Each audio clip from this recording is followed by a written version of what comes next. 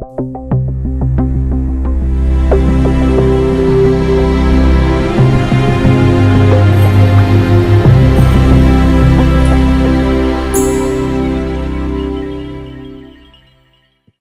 alegro muchísimo poder seguir hoy con la lección número 16 en nuestra introducción al Pentateuco, este libro tan fascinante que forma parte de los primeros 5 libros, de hecho, que forman los primeros 5 libros de la Biblia, de nuestro Antiguo Testamento.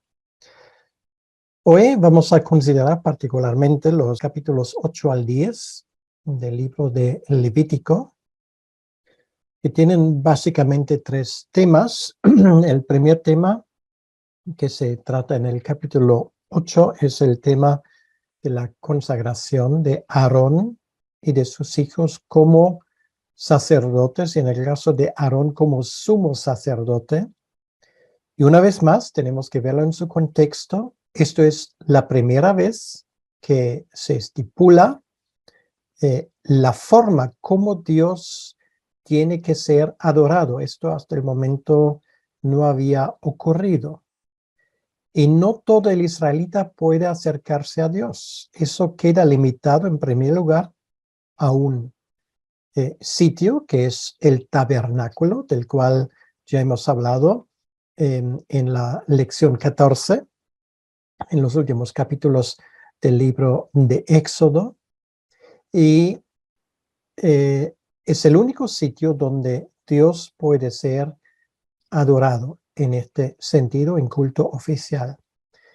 Y no cada israelita puede acercarse a ese Dios, sino tiene que hacerlo por mediación de los sacerdotes, que tienen que ser de la tribu de Leví, y de la tribu de Leví de una familia particular, que es la familia de Aarón. Entonces, de ellos tienen que venir los sacerdotes. Y el sumo sacerdote, para decirlo así, es el jefe de esa familia. En ese caso es Aarón, el hermano de Moisés, y ambos obviamente son de la tribu de Leví. Entonces, lo primero que vamos a ver será la consagración de Aarón y de sus hijos, pero para esa tarea especial que es el mediar entre Dios y el pueblo como sacerdotes. Eso será el capítulo 8. El capítulo 9 tiene que ver con el sacrificio especial de Aarón. Pues Aarón, y esto es algo que el autor de Hebreos nos lo demuestra con tanta claridad. Aarón, siendo sumo sacerdote, tiene que sacrificar por sus propios pecados. Es muy distinto que nuestro sumo sacerdote ahora, que es Jesucristo, que obviamente no tenía que sacrificar nada por sus propios pecados. Más bien, él se sacrificó por los pecados de los demás. Ahí está la gran diferencia entre el sistema vamos a decirlo, del culto bajo la ley de Moisés y el nuevo pacto que Jesucristo ha conseguido. Y luego en el capítulo 10, un asunto desagradable, nada más empezar este sistema de adoración, ya tenemos el primer accidente, entre comillas. Vamos a hablar también de la desobediencia de los hijos de Aarón, que cuesta la vida a 2 de sus hijos. Bien, entonces en el capítulo 8 vamos a hablar particularmente del sacerdocio de Aarón, si lo comparamos con el sacerdocio de Jesucristo, porque obviamente como creyentes tenemos que hacer esa comparación, que es muy importante, y el autor de Hebreos nos lo hace entendible de una forma muy clara.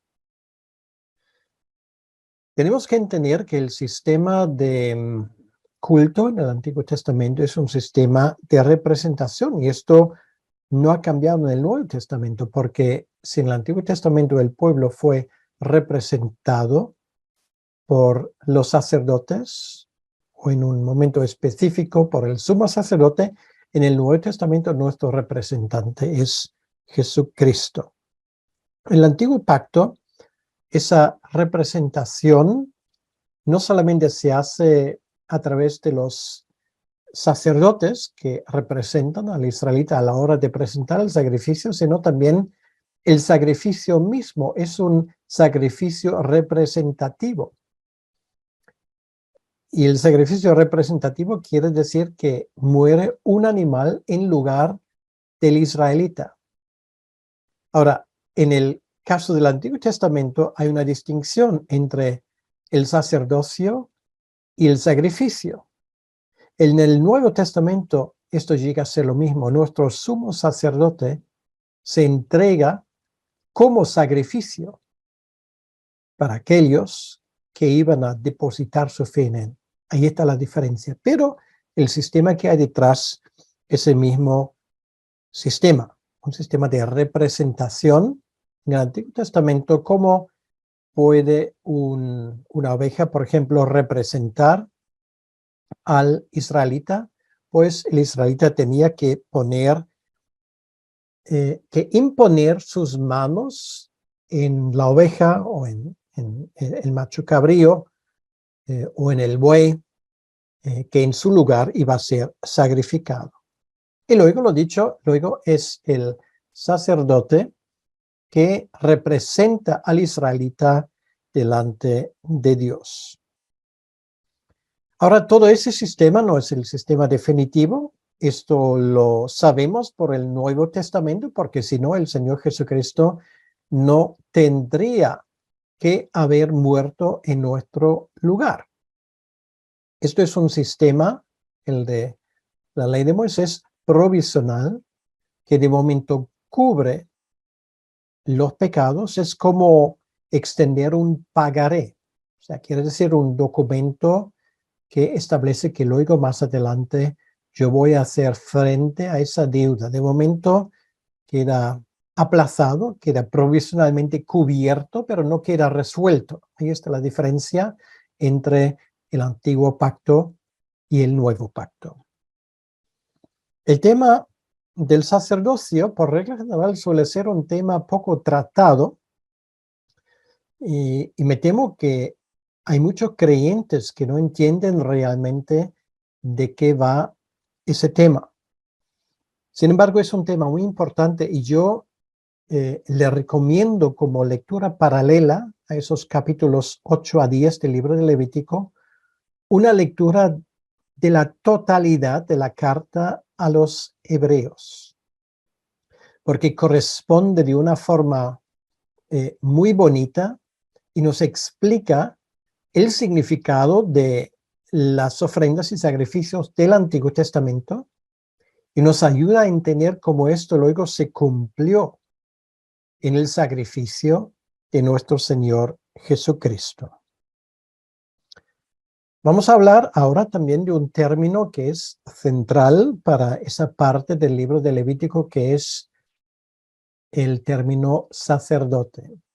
Bueno, el hebreo es el término Cohen y significa aquel que presenta un sacrificio. Esto es la idea primaria. Lo que acaba de decir es la idea de la mediación. En este caso, una mediación entre Dios y los hombres.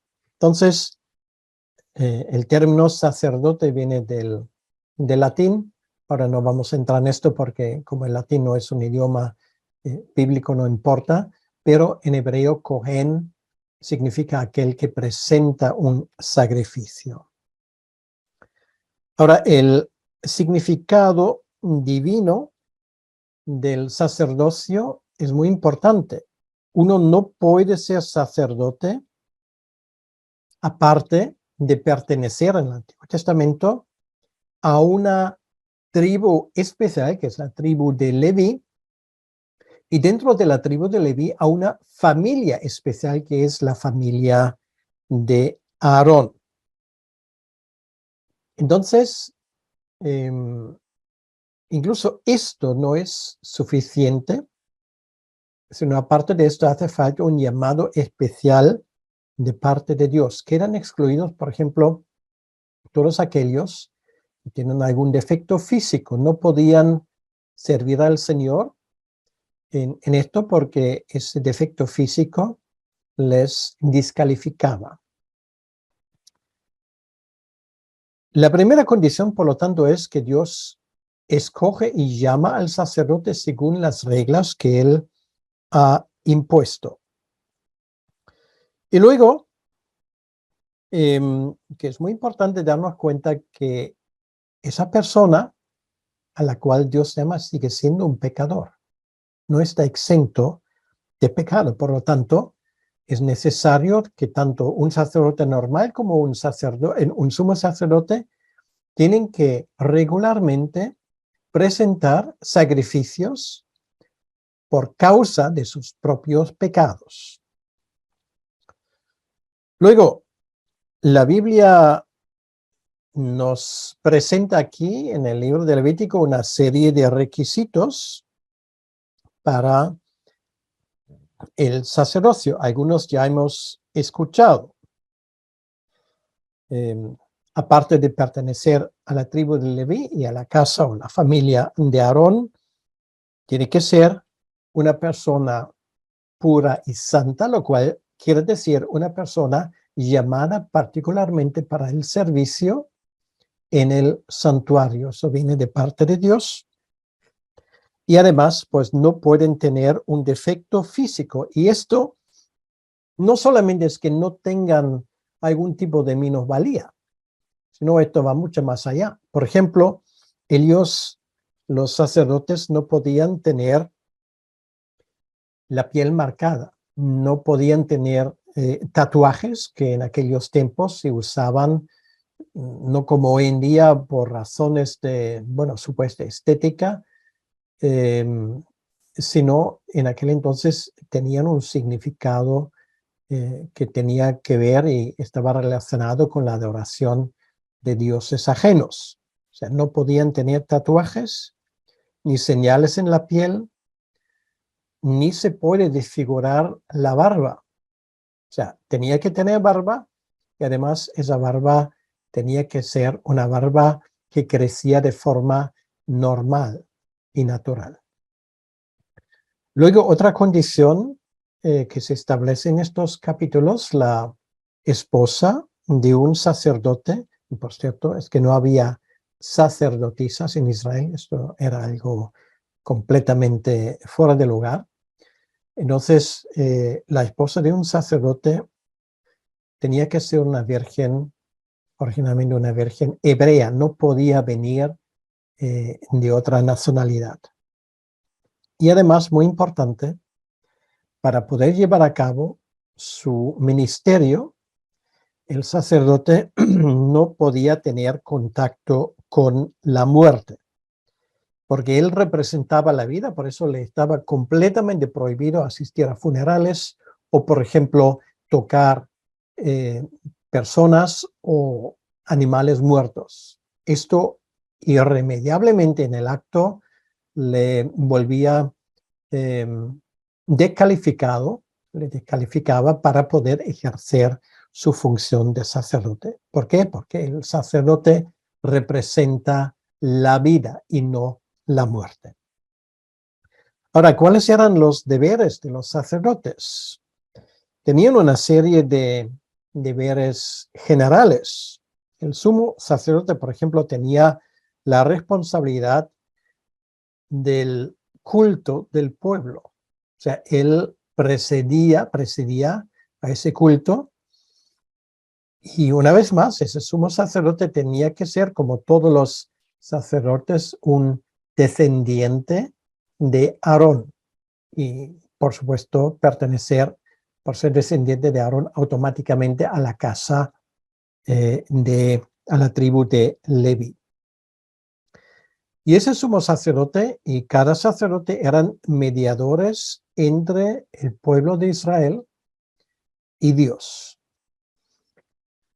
No solamente era esto su trabajo, su ministerio, sino además, en cuanto a su actitud interior, tenían que compadecer con el pueblo. Esto es algo que es muy difícil de mediar y a veces tenemos la impresión de que muchos de esos sacerdotes tenían una actitud muy arrogante, lejana al pueblo. Pero la idea realmente era originalmente que ellos tenían que estar cercano al pueblo, tener compasión con la gente. Lo que vemos de Jesucristo, lo que dice en el capítulo 9 de Mateo, que cuando veía al pueblo, él tenía compasión, misericordia con la gente. O sea, no solamente era un trabajo, era mucho más que esto. Ahora, si el sacerdote pecaba, esto irremediablemente tenía una repercusión para todo el pueblo. Quiere decir que en eso el sacerdote tenía que ser muy consciente de que sus pecados personales le hacían inefectivo en cuanto a su tarea. Todo el mundo estaba representado en él y si él no tenía comunión con Dios porque estaba descalificado para llevar a cabo su ministerio, entonces sus actos eran inválidos. Entonces, por eso el sumo sacerdote representaba al pueblo y esto lo vemos en el pectoral que él llevaba, donde había 12 piedras preciosas y en cada una de esas piedras estaba inscrito un hombre de una tribu de Israel. Lo mismo ocurrió con sus hombreras.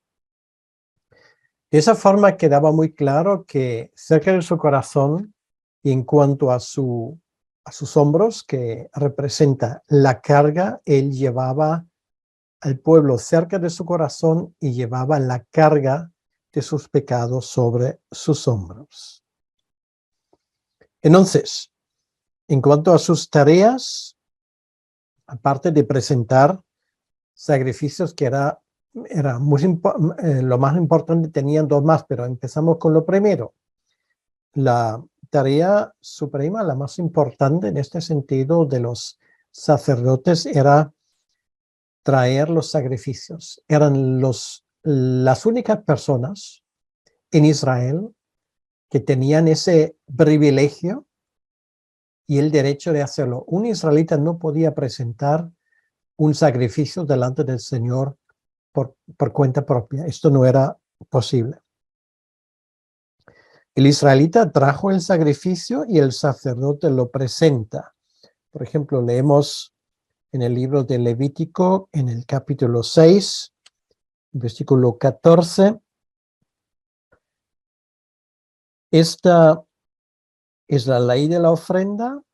La ofrecerán los hijos de Aarón delante de Yahvé ante el altar. O sea, el israelita lo trae y ellos lo presentan. Y esto particularmente es cierto de los sacrificios del sumo sacerdote. Por ejemplo, en la carta a los Hebreos, en el capítulo 5, versículo 1, y en el capítulo 7, versículo 27, recibimos una información precisamente sobre ese tema. Los sacerdotes presentaban no solamente el cuerpo, sino también la sangre de los sacrificios. En ese sentido, aunque ellos mismos no se sacrifican, representan el sacrificio de Jesucristo que se dio enteramente para la redención de aquellos que iban a creer en él. Esto era lo primero, o sea, presentar los sacrificios correspondientes, de los cuales hablamos en la lección 15, pero que se acuerdan que eran 5 en total, pues cada uno de ellos tenía que ser presentado por un sacerdote. En segundo lugar, su tarea era la de la intercesión. Hicieron intercesión por el pueblo de Dios y esto lo hicieron en el lugar santo, presentando incienso, y ese incienso representa, o sea, al subir el incienso, eso representa las oraciones en favor del pueblo que suben a Dios. Y en tercer lugar, el sacerdote tenía la tarea de enseñar al pueblo, o sea, traer los sacrificios. En segundo lugar, interceder por la gente delante de Dios. Y en tercer lugar, instruir, enseñar al pueblo. Los labios del sacerdote tenían que dar conocimiento divino a la gente. Esto es algo que hoy podríamos llamar la enseñanza, la predicación. Eso le tocaba, según la ley de Moisés, a los sacerdotes. Un sacerdote en el Antiguo Testamento era el mensajero del Señor de los ejércitos. A veces nosotros tenemos la impresión de lo que enseñaban al pueblo eran los profetas. No, los profetas lo hicieron en momentos excepcionales, no de una forma regular. Eran momentos de necesidad especial, pero los que llevaban a cabo, los que deberían haber llevado a cabo de una forma regular la enseñanza del pueblo eran precisamente los sacerdotes. Ellos deberían enseñar al pueblo la ley. Esto era su tarea. Ahora, si miramos un poco la historia del sacerdocio y lo vamos a encajar un poco en la historia de la salvación, nos damos cuenta que el tema del sacerdocio es un tema que existe desde el primer momento. Nos damos cuenta que ya en los tiempos de Adán y Eva y de sus hijos, vimos a ambos traer sacrificios. Esto es obviamente antes de la ley de Moisés, cuando aún no se hacía la distinción, digamos, de un grupo sacerdotal aparte. Nos damos cuenta que allí uno de ellos se equivoca en cuanto a su sacrificio, trae un sacrificio equivocado, un sacrificio, una ofrenda vegetal, que era Caín, que no debería haberlo hecho realmente. Ya hablamos de su momento, debería haber traído un sacrificio que es capaz de cubrir los pecados, y esto era solamente posible con un sacrificio de un animal. Luego vemos en los tiempos de los patriarcas más gente que trae sacrificios. Por ejemplo, los patriarcas, cada uno de ellos, Abraham, Isaac, Jacob. Otro personaje que era contemporáneo de los patriarcas, que era Job, que residía en otro sitio, más bien en un sitio que hoy, o que más tarde se conocería con el nombre de Edom. Ahí se encontraba el país de Uz. Y luego nos encontramos con dos personajes que, aparte de ser de traer sacrificios, también son llamados explícitamente sacerdotes. Uno es Melquisedec, del cual Génesis 14 nos habla, y en su momento también en este curso hablamos de él. Y por otro lado, Jetro, que también lo mencionamos cuando cubrimos el capítulo 18 de Éxodo. Y es el momento cuando finalmente llega la revelación de parte de Dios de organizar los sacrificios de una forma adecuada, bajo guía y bajo prescripción divina. Llegan ahora los sacerdotes aaronitas, y Aarón actúa como representante de toda la familia de los israelitas. Y luego, obviamente, cuando llegamos ya a los tiempos de Jesucristo y el antiguo pacto da paso al nuevo pacto sellado por la sangre de Cristo, Él es el representante, Jesucristo es el representante de todos los que creen en Él, de todos los que están en Él. Y ahora, según Efesios capítulo 2, versículo 6, estamos nosotros sentados con Él en los lugares celestiales, porque por su redención ahora posicionalmente ya estamos a la derecha de nuestro Dios. Ahora, esto, el tema del sacerdocio, es un tema muy importante, y si damos un paso más, nos damos cuenta que según el Nuevo Testamento, aunque Jesucristo es nuestro sumo sacerdote, sin embargo, nosotros, como hijos suyos, somos sacerdotes. Pedro habla de ello, sacerdocio real. Bien, Israel tenía que ser un pueblo de sacerdotes, no en el sentido que todo israelita era un sacerdote, ya nos hemos dado cuenta que esto no es el caso.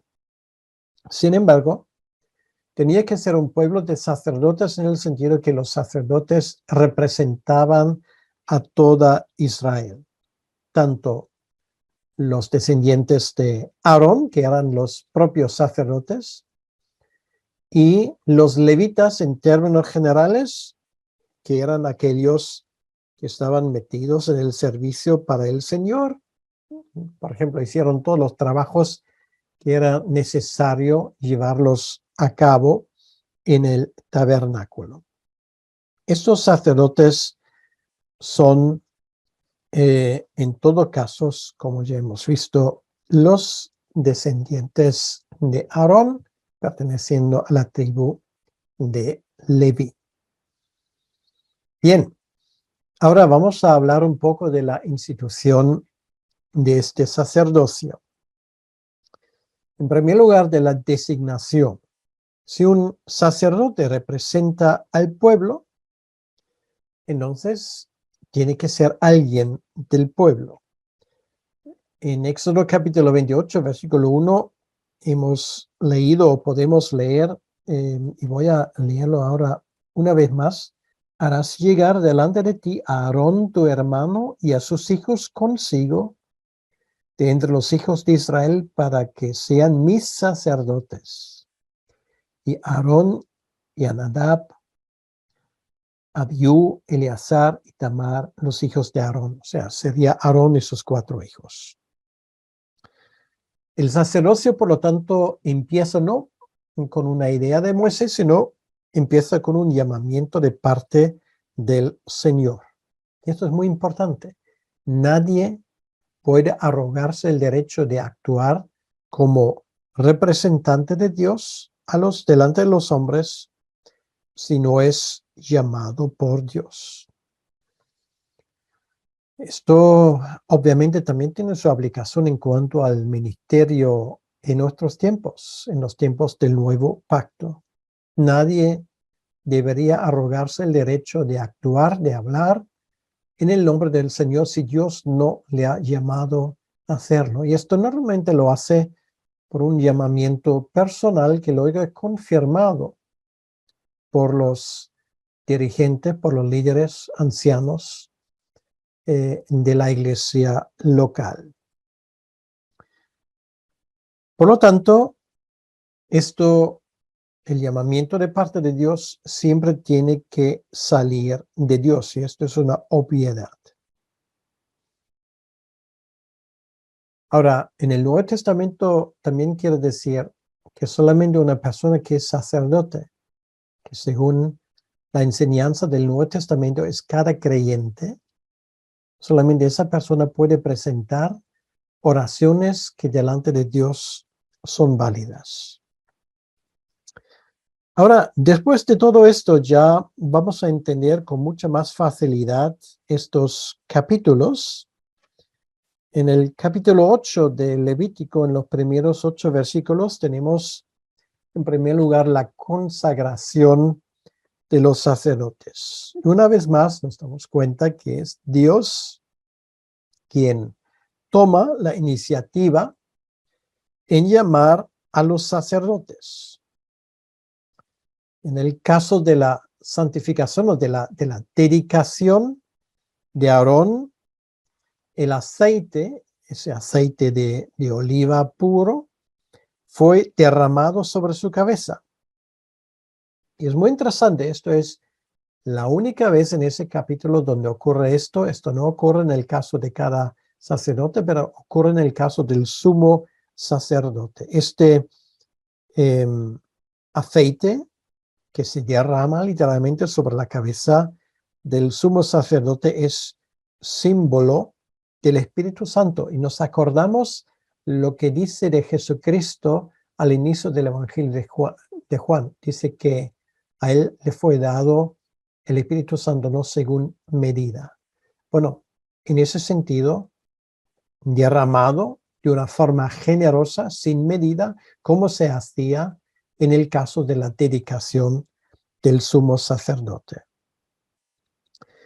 En el caso del sumo sacerdote, el aceite se derrama sobre Aarón antes, y esto es muy importante, antes de aplicar la sangre, que esto viene después. Y esto corresponde al caso de Jesucristo cuando fue ungido. Y es muy interesante, porque no fue necesario perdonarle a Jesucristo ningún tipo de pecado. Y lo mismo ocurre con Aarón de forma simbólica. Primero el espíritu, o sea, el aceite, y luego se le aplica la sangre. Esa sangre que luego se toca por el oído, en la mano y el dedo gordo del pie. El oído representa todo lo que el sumo sacerdote escucha. La mano representa todo lo que hace. Y el dedo gordo del pie representa todo su trabajo. Quiere decir que todo el ministerio y toda su vida tiene que ser dedicado al Señor. Sus pensamientos, sus actividades, sus palabras, todo es dedicado al servicio del Señor. Ahora, en el caso de los sacerdotes, como vemos en este capítulo, que son en este caso los hijos de Aarón, la cosa va al revés. Ellos no reciben nada de aceite hasta que no se les aplica la sangre. Allí nos damos cuenta, la secuencia es al revés. Primero se aplica la sangre y luego el aceite. Primero, para decirlo así, la purificación y luego el espíritu. Y esto, como somos en el nuevo pacto sacerdotes, según Primera de Pedro, capítulo 2, esto nos representa a nosotros. Necesitamos primero el perdón de los pecados y luego cuando ocurra esto, recibimos el don del Espíritu Santo. Ahora, el sacerdocio en el Nuevo Testamento, que sustituye al sacerdocio del Antiguo Testamento, es el sacerdocio según el orden de Melquisedec. De esto leemos en el capítulo 7 de Hebreos, y la historia de Melquisedec sale en el capítulo 14 del libro de Génesis. Esto quiere decir que al ser Jesucristo sacerdote, sumo sacerdote según el orden Melquisedec, quiere decir que el sacerdocio cultico, tal y como lo fue presentado en la ley de Moisés, hoy en día no existe. Esto fue abolido con el nuevo pacto y además, como no existe templo, como no existen sacrificios en el judaísmo hasta el día de hoy, esas prescripciones incluso en la realidad diaria de los judíos, han dejado de existir. Por lo tanto, cualquier denominación cristiana que pretende tener sacerdotes, como por ejemplo la Iglesia Católica Romana, está usando una idea que viene del Antiguo Testamento y al aplicarla a la realidad del Nuevo Testamento está cometiendo un grave error. Jesucristo, y esto también es algo que aprendemos de la carta a los Hebreos, que una vez más recomiendo leerla en paralelo con esta enseñanza, aprendemos que Jesucristo fue llamado sumo sacerdote no de forma temporal, sino para toda la eternidad. Él llegó a ser sacerdote por el derramamiento de su propia sangre, siendo sumo sacerdote y sacrificio a la vez, y reconocido por su resurrección y su ascensión al cielo. No es un sacerdocio hereditario, sino Jesucristo vive en la eternidad para siempre, y por eso el autor de Hebreos le compara con Melquisedec. Ahora, hay más diferencias según Hebreos capítulo 7. Por ejemplo, los sacerdotes arónicos no fueron confirmados por un juramento, pero el Hijo de Dios fue confirmado como sacerdote por un juramento divino.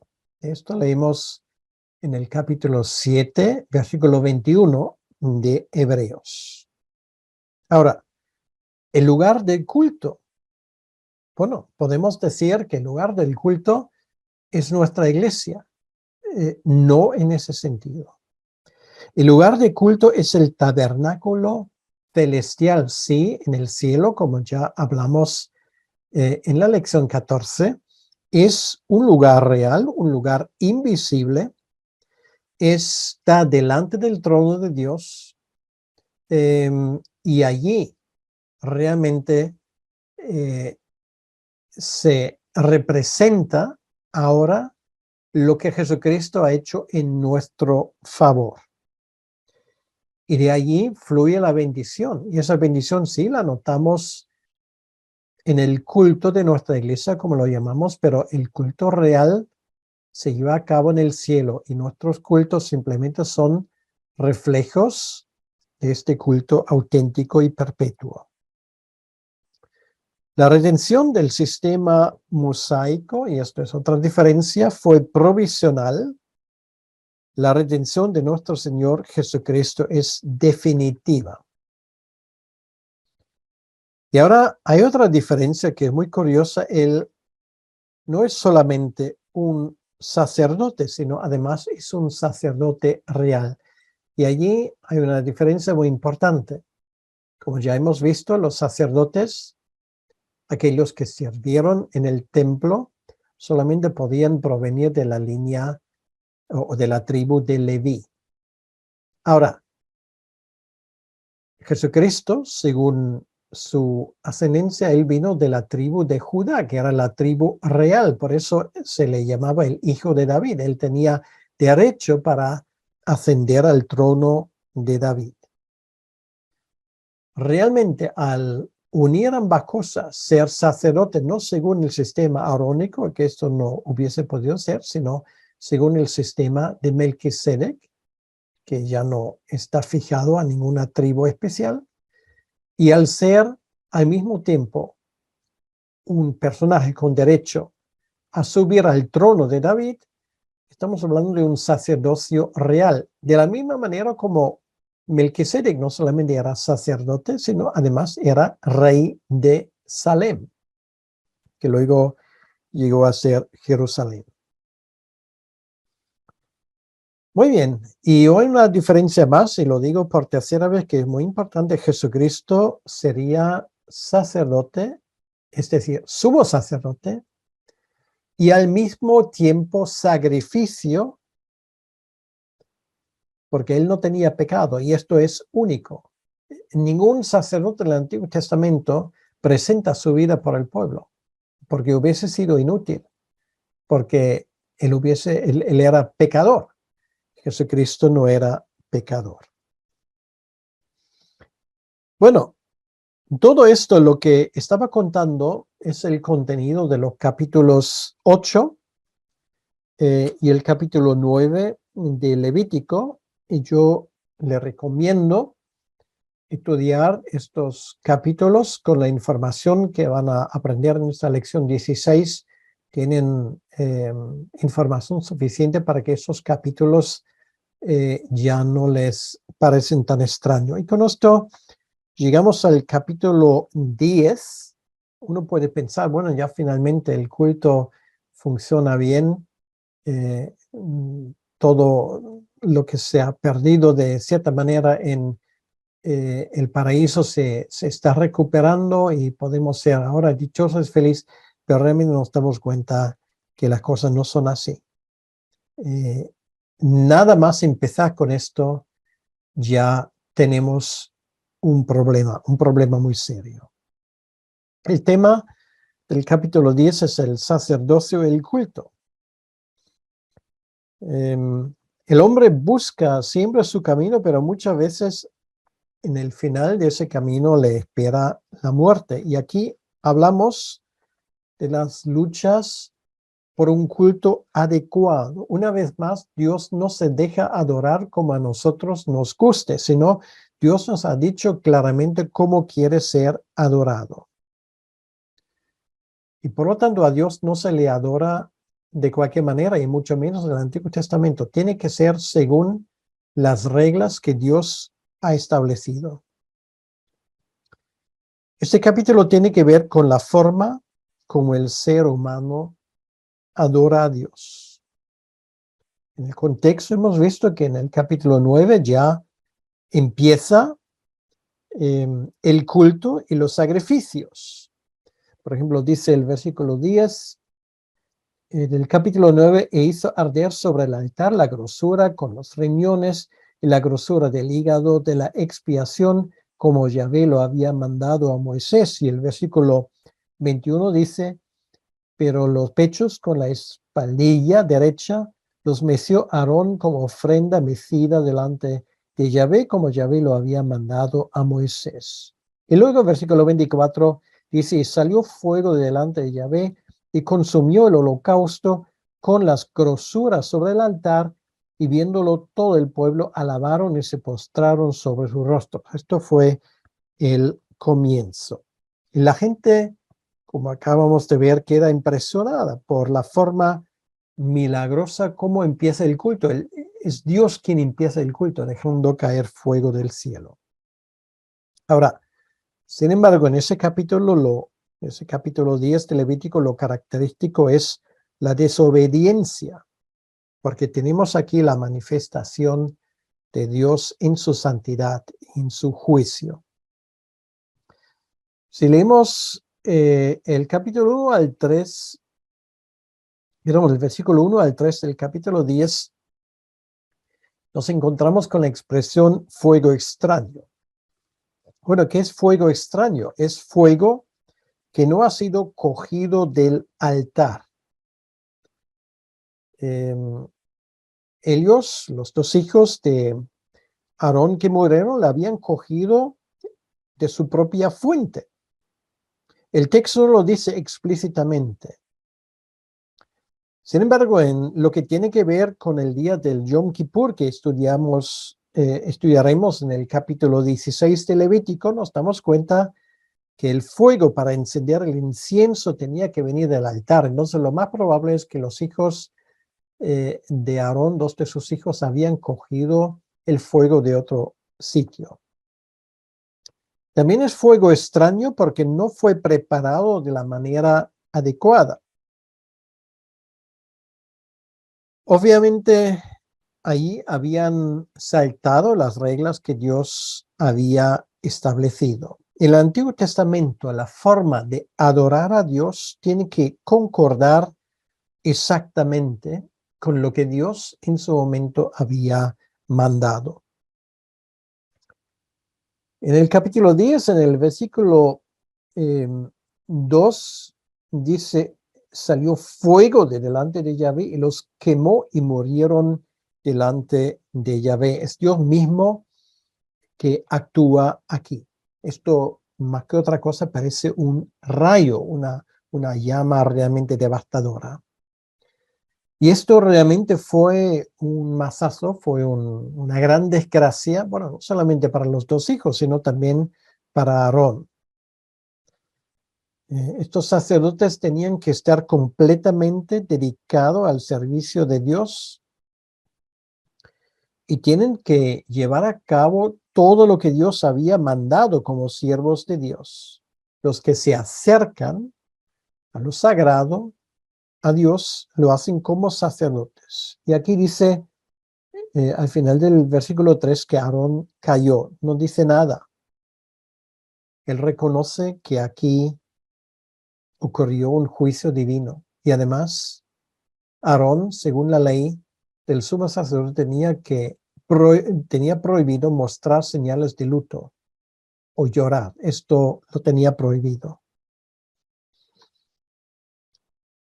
Nos damos cuenta que ellos mueren y sin embargo, en versículo 4 dice que obviamente solamente murieron ellos, el resto estaba intacto. Seguimos leyendo en el capítulo de los versículos 6 al 10. Nos damos cuenta que una vez más no pueden mostrar su luto, su indignación, porque los sacerdotes eran representantes, administradores del pacto de vida. Estaban en una posición de responsabilidad especial, como un piloto de un avión, un conductor de un autocar, como ellos tienen prohibido, por ejemplo, de consumir alcohol en el ejercicio de sus deberes o llevar a cabo su ministerio bajo los efectos del alcohol, pues aquí se estipula ahora que los sacerdotes tenían prohibido consumir alcohol ante el ejercicio de sus actividades. Versículo 9 dice, tú y tus hijos contigo no beberéis vino ni sidra cuando entréis en el tabernáculo de reunión para que no muráis. No tenían prohibido consumir vino o bebidas alcohólicas en términos generales, sino durante el servicio. No podían hacerlo. Es posible que los hijos de Aarón habían también infringido esa ley, no lo sabemos. Algunos piensan que sí, pero el texto explícitamente no lo dice. Ahora, lo que aprendemos de esa historia es que tenemos que adorar a Dios en espíritu y en verdad, no como nos da la gana, no de la manera como nos parece interesante o lógico. El fuego extraño que no viene del altar es fuego que no proviene de la cruz, lo cual quiere decir que no podemos rendirle culto al Señor de la manera como nos da la gana. Pues ahora ha ocurrido un accidente cuando realmente el servicio en el Antiguo Testamento ni siquiera había empezado bien. Ya desde el inicio ese sistema clama por un sacerdote perfecto, que sin embargo no llegaría hasta 1400 años más tarde. Su nombre era Jesucristo. Nos damos cuenta desde el inicio de una cosa. El sistema de los sacerdotes de Aarón clama por una solución definitiva a nuestras imperfecciones, a todo lo que representa nuestra forma de dirigirnos a Dios. Esto es una de las funciones de la ley, preparar el camino durante siglos para la llegada de aquel que finalmente, de forma definitiva, iba a ser nuestro gran sumo sacerdote. La próxima vez seguimos de nuevo con capítulos sumamente interesantes y malentendidos o poco entendidos en la lección número 17. Muchas gracias por su atención y por su deseo de estudiar esas partes de la Biblia.